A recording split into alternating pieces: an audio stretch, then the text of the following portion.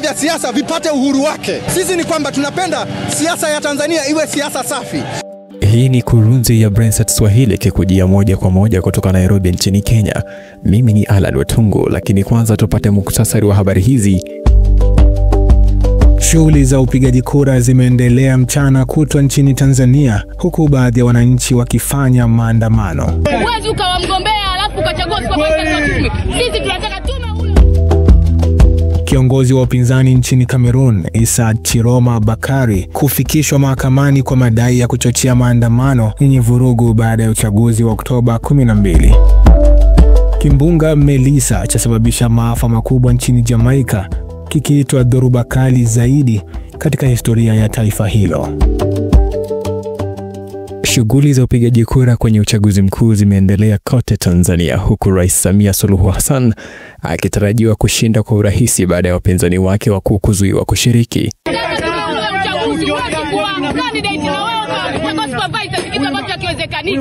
Huwezi ukawa mgombea alafu ukachagua supermarket wa tume. Sisi tunataka tume ule uchaguzi ili kila Mtanzania ashiriki kuchagua kiongozi anayemtaka. Asubuhi ya leo, polisi jijini Dar es Salaam walitumia nguvu kutawanya kundi la vijana waliokuwa wakijaribu kuandamana katika eneo la Kimarakibo kati ya Ubungo na Kimara wakati wa kipindi hiki cha uchaguzi.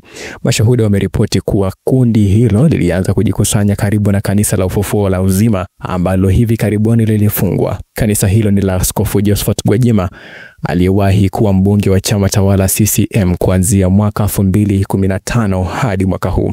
Rais Samia Suluhu Hassan amekosolewa na makundi ya haki za binadamu kwa madai ya kukandamiza upinzani, jambo linalomfanya kutajwa kama mkiukaji wa haki za kisiasa. There must be at least a competitive election. This is not an election, ni maigizo. Uchaguzi mkuu wa Tanzania hufanyika kila baada ya miaka 5 na ni tukio muhimu ambapo wananchi huchagua rais wa jamhuri, wabunge la taifa na madiwani. Mwandishi wa Brainsat Swahili Arinota Ensworth anatufafanulia mchakato huu. Tanzania bara, mchakato wa uchaguzi unasimamiwa na Tume Huru ya Taifa ya Uchaguzi inayohakikisha uchaguzi unafanyika kwa uwazi, haki na usawa. Visiwani Zanzibar, Tume ya Uchaguzi Zanzibar inahusika na uchaguzi wa rais wa Zanzibar, wajumbe wa baraza la wawakilishi na madiwani kwa mujibu wa sheria na kanuni za kikatiba.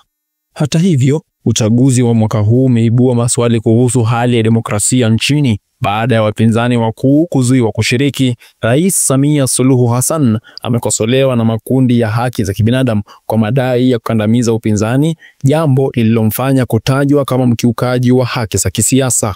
Rais Samia amesisitiza kuwa uchaguzi wa Tanzania ni suala la ndani na amewaonya mataifa ya nje kutoingilia mambo ya ndani ya Tanzania. Arinota Ainsworth, Brainsat Swahili. Waziri wa mambo ya ndani wa Cameroon Paul Atanga Nji ametangaza kuwa kiongozi wa upinzani Issa Chiroma Bakari atafikishwa mahakamani kwa madai ya kuchochea maandamano yenye vurugu baada ya uchaguzi wa Oktoba 12. Zaidi na Ibrahim Jodia. Tangu kura hizo za Oktoba 12, watu 4 wameuawa kwenye makabiliano kati ya polisi na wafuasi wa upinzani.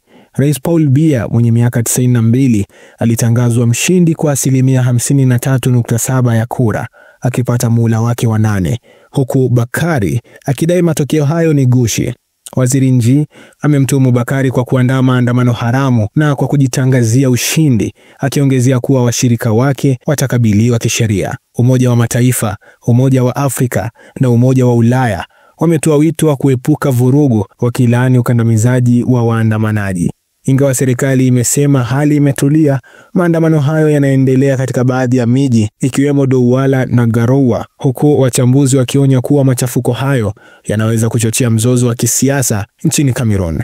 Mimi ni Ibrahim Jodia. Kimbunga Melissa kimesababisha maafa makubwa nchini Jamaica, kikiitwa dhoruba kali zaidi katika historia ya kisasa ya taifa hilo la Karibiani.